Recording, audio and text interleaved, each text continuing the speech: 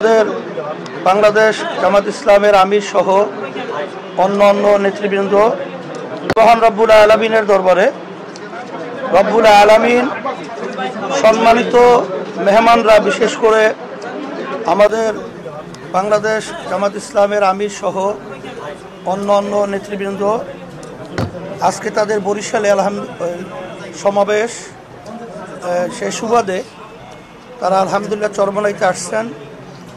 আল্লাহ শুক্রিয়া। আজকে আমরা মেহমানদেরকে পেয়ে অত্যন্ত খুশি যে আল্লাহ রাব্বুল আলামিন যেন আমাদেরকে ইসলামের পক্ষে, দেশের পক্ষে, মানবতার পক্ষে আল্লাহ যেন আমাদেরকে ভালো কাজ করার তৌফিক দান করে।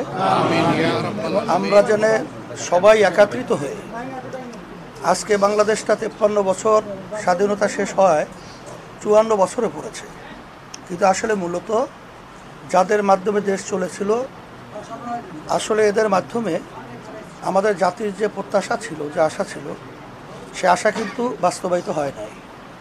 তা আমরা যেন সবাই পরামর্শ ভিত্তিক এই দেশটা যেন সুন্দরভাবে এবং ইসলামের পক্ষে, মানবতার পক্ষে কাজ করতে পারি, এই তৌফিক যেন আল্লাহ আমাদেরকে দান করে।